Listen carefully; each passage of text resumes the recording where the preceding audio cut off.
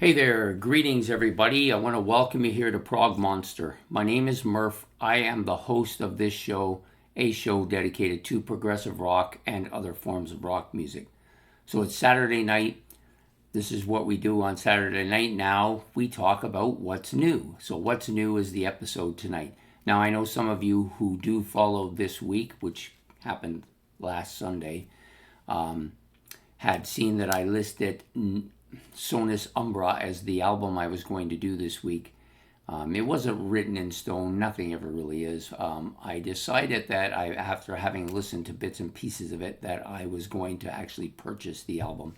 So having decided to do that, I decided I would put it off until I did purchase it and had the possession of the physical copy in my hand before I actually did it.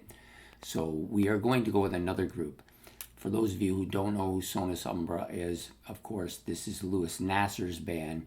Louis Nasser from In the Prog Seed off of Sea of Tranquility, of course. Pretty solid album, so I really think that it's something I will purchase, so I'm going to save it for that particular event. So today I picked another album, which was also on my list. It was one of the short albums that I had decided, well, not short in length of the album, but on my short list to do. And this is called Slift, and the album is called Ilion. They're a French band. I believe they're right from France, actually. The album was released on January the 19th, 2024. The studio is L'Amour de Lyon in Vesses, Robichon. It's about 79 minutes in length. Pretty lengthy album, actually double the size that I normally like to listen to.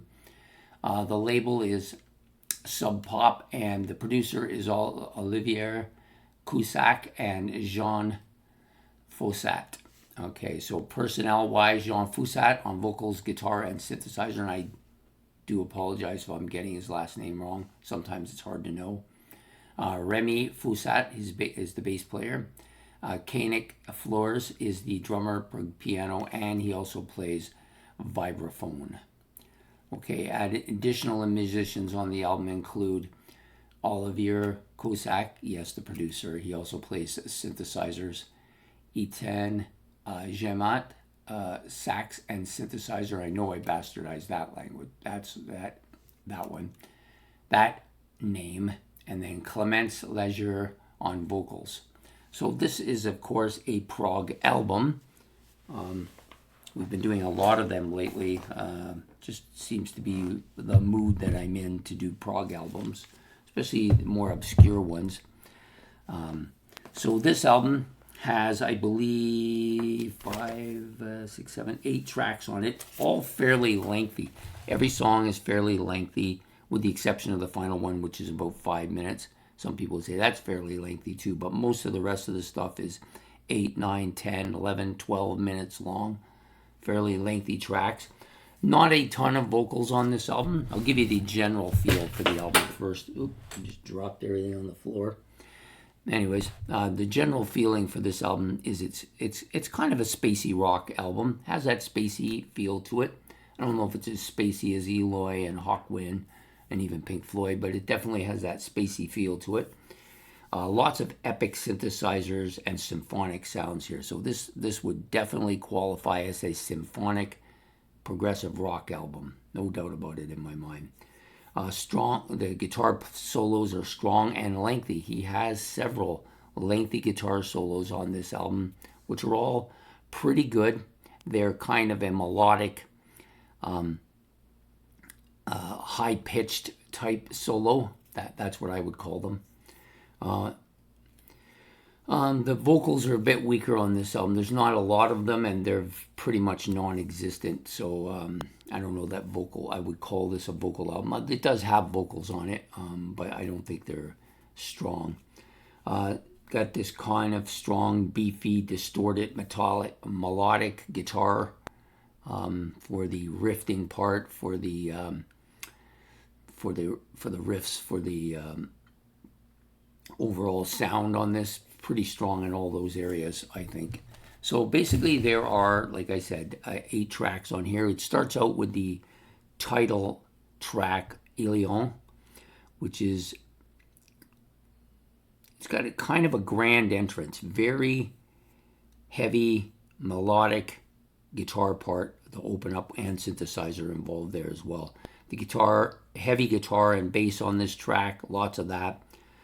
Some almost sketchy or scratchy, distorted kind of guitar parts. You know, the solo is that kind of distorted guitar part kind of dominates here a bit. So you get the solo, but it's kind of in the background. So you can hear it, but it's kind of like behind all this other stuff. So not so prominent. It's a decent track. I don't mind it. The next track is called Nymph, or spelled N-I-M-F. N-I-M-H. Sorry, I never did very well in spelling, as you can tell. Melodic, deep, heavy, menacing vocals here. This is one of the few songs with that kind of dominating vocal part. It's a heavy, menacing song. Very upfront, very beefy, distorted, killer guitar riffs. Yeah, good song. One of the better songs, I think. The next song is called I don't really know how to pronounce this. Words that, or I guess it's words. It's words that have never been heard. My spelling is atrocious. I should actually take penmanship before I start doing these things. But at any rate, slow percussion that starts. Then it gets kind of heavy. Beefier guitar jumps in. Heavy up-tempo, epic song. I would say that it's cutting in a lot of ways, but very progressive. There's a nice progressive blend here too. Melodic, spacey as well, this song. And it's very lengthy. I think it's the longest track on the album. And coincidentally, I think it's the best track on the album.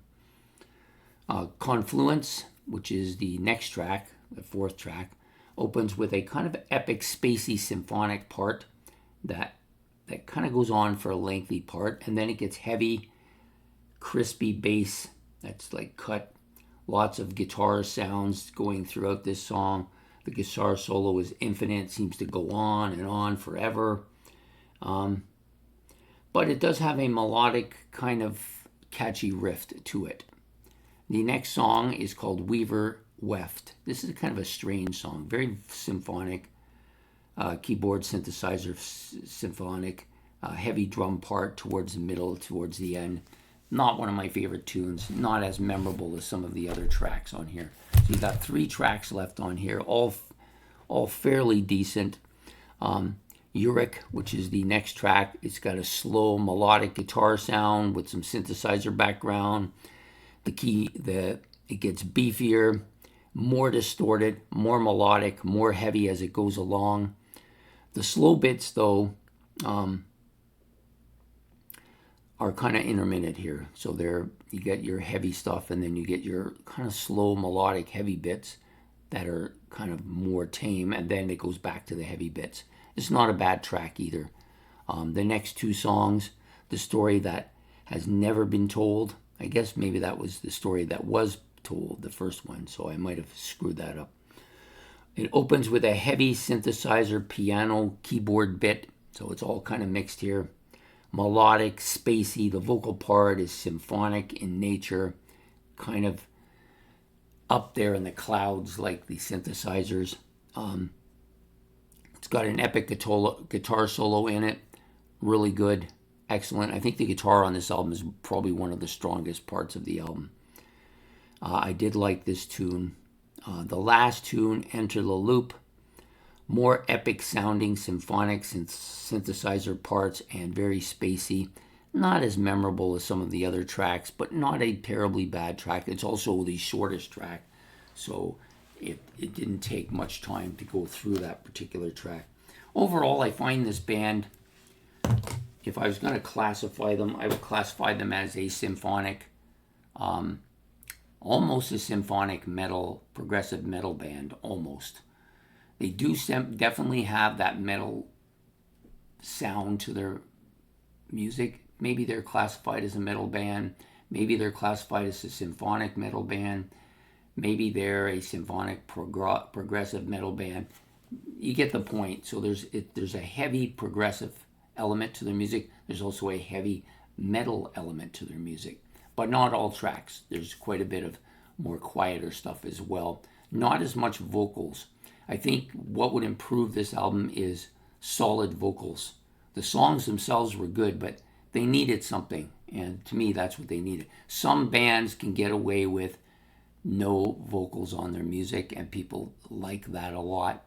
I'm not sure a symphonic prog band or a symphonic metal band can get away with that as much. So I think if they were to come up with a good solid vocalist, or the guy who does sings more, you might have more of an impact. Overall though, not a bad album. I don't know if it's one that I need to get right away. If I see it, I would take it for a reasonable price, but I don't want to order it online because you're looking at 25 to 35 bucks, and I don't think it's worth that. So I won't be purchasing it anytime soon. The other album that I was supposed to do, that's going to be purchased. I'm willing to pay that because I think it'll be worth it in the long run. So this album, good album. I hope you liked the episode. If you did, please hit the like and subscribe. That's much appreciated. Any comments about this album? The album is Slift by Ilion. Then you can put that in the comment section below. Don't forget to hit the notification bell. So next week's episode will be mid-month episode. So we're going to do, or not mid-month episode, mid-year episode, in which I'm going to do a top 10. My 10 favorite albums to this point that I've reviewed on this channel during the What's New episodes that we've done so far this year. So I'm going to do my top 10, and then we'll go back to the normal thing and do a top 20 at the end of the year. So I hope to see you next week for that, and take care and have yourself a good night. Goodbye.